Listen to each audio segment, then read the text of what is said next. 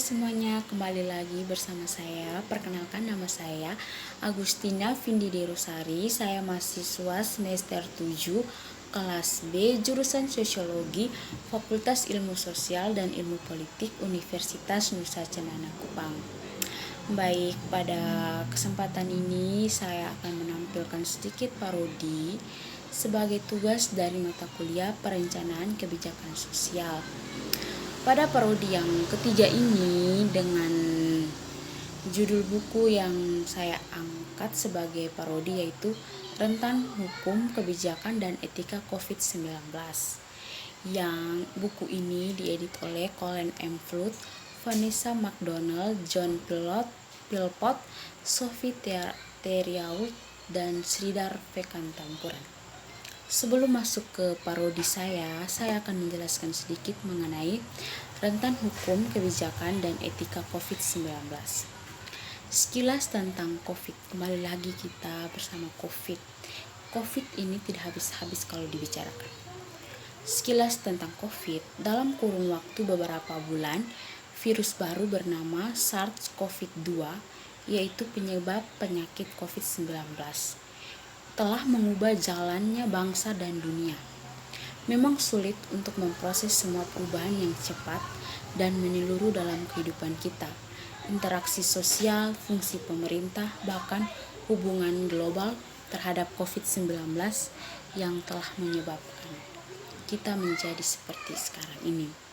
COVID-19 telah mengekspos dan menciptakan kerentanan yang mengikuti garis patahan ketidakadilan struktural yang sudah ada sebelumnya.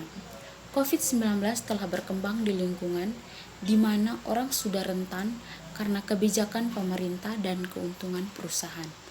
Banyak titik panas virus di negara-negara berpenghasilan tinggi, rumah perawatan jangka panjang, penjara, detensi imigrasi pusat, dan rumah jagal antara lain adalah ruang kerentanan akut karena mereka adalah situs ketidaksetaraan struktural lama. Pemerintah telah lama menoleransi kualitas perawatan di bawah standar di rumah perawatan jangka panjang yang disebabkan oleh antara lain kekurangan staf dan upah. Pengawasan fasilitas perawatan jangka panjang publik dan swasta bervariasi antara yuridiski tetapi seringkali tidak memadai. Masalah terus-menerus adalah akses makanan sehat, produk kebersihan dan perawatan kesehatan, kewajiban paling mendasar yang harus dibayar oleh negara kepada individu dalam perawatannya. Tanggapan COVID-19 di penjara federal provinsi adalah meningkatnya penguncian atau pemisahan, sementara staf penjara di sebagian besar penjara Kanada sekarang tampaknya memiliki akses ke personal alat pelindung diri atau APD. Di bulan-bulan dan tahun-tahun mendatang akan ada pilihan penting untuk dibuat saat kita beradaptasi dengan normal baru. Bersiap untuk apa yang dikatakan menjadi gelombang kedua dari infeksi yang tak terhindarkan, dan mengimplementasikan rencana untuk membangun kembali masyarakat kita dan tatanan internasional. Di tingkat domestik, negara-negara akan mengembangkan berbagai pemulihan bencana atau COVID-19 ini. Beberapa dari rencana ini akan condong ke arah penghematan dan menerima bahwa beberapa akan ditinggal. Sementara anggaran perawatan kesehatan tidak mungkin untuk melihat pemotongan yang signifikan. Pemerintah akan menginvestasikan dana yang signifikan untuk mendukung penduduknya dan membangun infrastruktur baru dengan harapan dapat mendorong perekonomian. Sementara program-program penunjang pendapatan sementara akhirnya akan dihapus. Beberapa mungkin menjadi permanen. Di Kanada sendiri akan ada tekanan untuk mengubah orang Kanada. Manfaat tanggapan darurat, pembayaran mingguan untuk individu yang menjadi pengangguran akibat pandemi, menjadi program pendapat dasar universal. Baik, parodi saya juga saya menjelaskan bagaimana sikap atau tanggapan dari masyarakat terhadap pihak kesehatan yang menyatakan bahwa seseorang yang sakit dan meninggal diakibatkan COVID. Namun ada beberapa keluarga yang tidak menerima karena mereka menganggap bahwa keluarga mereka yang meninggal itu disebabkan karena adanya penyakit bawaan, bukan COVID. Di sini saya tidak menyalahkan pemerintah dan juga masyarakat. Namun saya akan memperjelaskan bagaimana seharusnya aturan dari pemerintah kesehatan dibuat untuk terhadap masyarakat. Sebaiknya pemerintah harus melihat situasi dan kondisi, memperjelas semuanya agar tidak terjadi kesalahpahaman. Untuk lebih jelasnya silakan menyaksikan parodi singkat saya. Baca-baca berita dulu, buka Facebook. Ada berita terbaru nih. Keluarga tidak menerima korban meninggal dinyatakan COVID-19. Orang kena COVID, belum dinyatakan kalau COVID. Begitu nanti jadinya. Selesai sama COVID ini betul-betul ya. Malam baik. Ibu udah datang. Kita dari rumah. Mari ibu di sini. Ada info apa? Iya nih ada baca dalam media sosial nih. Dorang ada beri masuk teh, beri naik teh kalau dorang teh ada apa? Bentrok. Karena Bentrok apa? Dorang teh terima kalau dorang pun keluarga teh dinyatakan COVID oleh pihak rumah sakit. Kenapa muka begitu? Ini tahu sekarang muka orang yang terada sakit COVID kok. Dorang bilang dorang sakit COVID. Baru nggak tahu nih. Dorang bilang isu teh kan dorang bilang teh orang yang sakit COVID jo. Sebenarnya dia tuh sakit bawaan, dibawa di rumah sakit. Sampai di rumah sakit terlama begitu meninggal teh. Dia meninggal teh nggak tahu apa.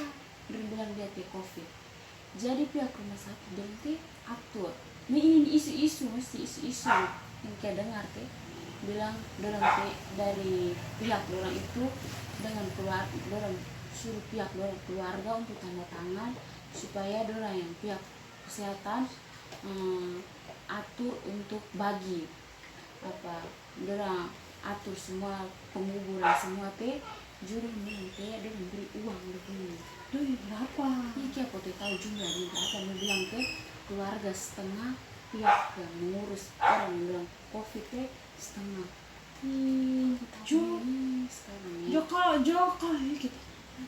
Kalau seandainya keluarga teh terima begenang. Itu teh makanya kita ada baca sini nih keluarga dorang teh mengamuk, keluarga mengamuk kan di rumah sakit teh karena apa? Orang terhadap COVID dan bilang sebar COVID. Sekarang nih COVID-19 ini kan bukan hanya kesehatan jo, bayangkan bantuan BST itu kan sebenarnya itu kan bantuan dari pemerintah sejak COVID pertama adanya COVID pertama toh. Jo bilang dorang tuh BST itu bantuan untuk masyarakat yang miskin toh, bantuan sosial dengan cara tunai. Nih datang bantuan itu tidak tepat sasaran.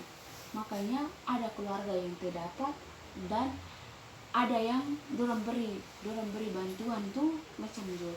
Harusnya keluarga ini terlihat dia punya keadaan sekarang, dia punya kenyataan hidupnya itu kan tidak mampu gitu tuh. Seharusnya dorang beri di keluarga itu. Ini ternyata apa? Yang terlihat dorang beri keluarga yang mampu. Maksudnya ada keluarga yang masih bisa mampu untuk ekonominya masih sedikit mampu. Dorang kasih, sedangkan yang ekonomi rendah dorang kasih. Jadi COVID ini bukan satu penyakit yang bukan suatu pandemi yang